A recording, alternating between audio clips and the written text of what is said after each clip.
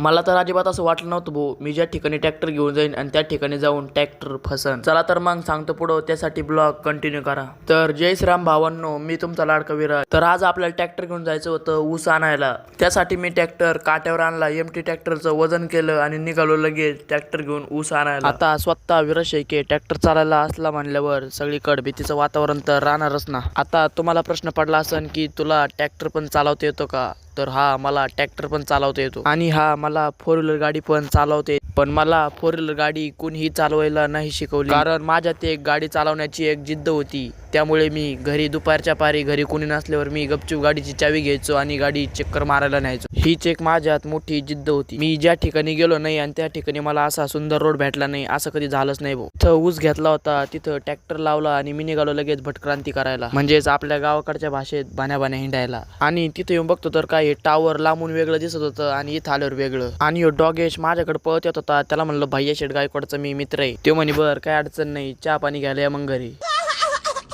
आता तुम्हाला सांगतो, मी आता कुठं आलो होतो, तर मी आलो होतो आपल्या सत्यम भाऊला भेटायला, कारण की ती त्यांच्या शेतात फवारा मारत होता. तुम्ही म्हणत असताना त्याचा शर्ट फाटेल हे ते, पण मित्रांनो, तो स्वतःच्या वावरात नोकर म्हणून नाही तर डायरेक्ट स्वतः मालक म्हणून राबवत होता. तर मित्रांनो, स्वतःच्या शेतात कष्ट करायला काय लाजायचं, कारण की शेत आपलं, कष्ट आपण करतो आणि आपण स्वतः मालक राहतो. पण माझं एकच सांगणं आहे, क्षेत्र कोणतंही असू द्या, पण त्या क्षेत्रात आपण मालक म्हणून राहिलं पाहिजे. तर मी आता ट्रॅक्टर पाशी पण आलो होतो. मला ह्या गाळातून ट्रॅक्टर काढायचं होतं, पण माझ्या एका चुकीमुळे माझ्याकडून हे ट्रॅक्टर फसलं होतं. मी खूप प्रयत्न केले, पण माझ्याकडून काय शेवटपर्यंत हे ट्रॅक्टर निघलं नाही. मग काय, दुसरा ट्रॅक्टर येऊपर्यंत आपल्याला वेट करायचा होता, कारण आपण जर रिक्स घेतली तर आपला कार्यक्रम फिक्स आहे. इकडं बोलायच्या नादात दुसरा ट्रॅक्टर पण लगेच आला होता. करणला वाचवायला डायरेक्ट अर्जुन आला होता. जेव्हा अर्जुन करणला वाचवायला आला होता, तेव्हा जरशिक मला बरं वाटलं होतं. पण दोष करण मध्ये नव्हता, त्यावरती बसलेल्या ड्रायव्हर वरती होता. कारण की मी जेव्हा बसलो होतो त्यावेळेस माझ्याकडून काय ट्रॅक्टर निघलं नाही आणि त्यावेळेस दुसरा ड्रायव्हर आला, त्याच्याकडून लगेच ट्रॅक्टर निघला होता.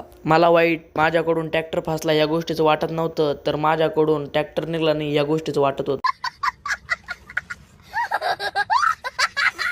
ट्रॅक्टर इथं आणून लावल्यावर लगेच त्यांचं भरायचं काम चालू होतं आणि मी त्यांच्याकडे बघत बसलो होतो. तर आता तुम्ही म्हणत असताना, तू नेमकं ऊस कशासाठी चालवला होता? तर आता आपल्याला ऊस लागवड करायची होती. मग काय, ऊस वगैरे लोड केला आणि लगेच पुढे टोचनला अर्जुन लावला होता. पण पुढे अर्जुन लावणं ही करणची थोडीफार शक्ती कमी पडत होती. पण काही पण म्हणा मित्रांनो, खरा खेळ तर ड्रायव्हरच्याच हातात असतो. तिकडं ट्रॅक्टर फासला म्हणून अर्जुनच्या मालकाला टेन्शन आलं होतं आणि मी त्या अर्जुन ट्रॅक्टरवर बसून टेरिंग मुंगीत बसलो होतो. आणि माझ्यासारखे नमुने फक्त गावाकडेच बघायला भेटते. मग काय, ट्रॅक्टर काढला आणि आलो लगेच वजन काट्यावर वजन करायला. मग काय, घेतलं लगेच वजन बेजन करून आणि निघालो लगेच शेताकडे. पण मग ड्रायव्हर नवीन असल्यामुळं पप्पा एकदम पॅक धरून बसले होते. पण मग मी फुल जोश मध्ये असल्यामुळं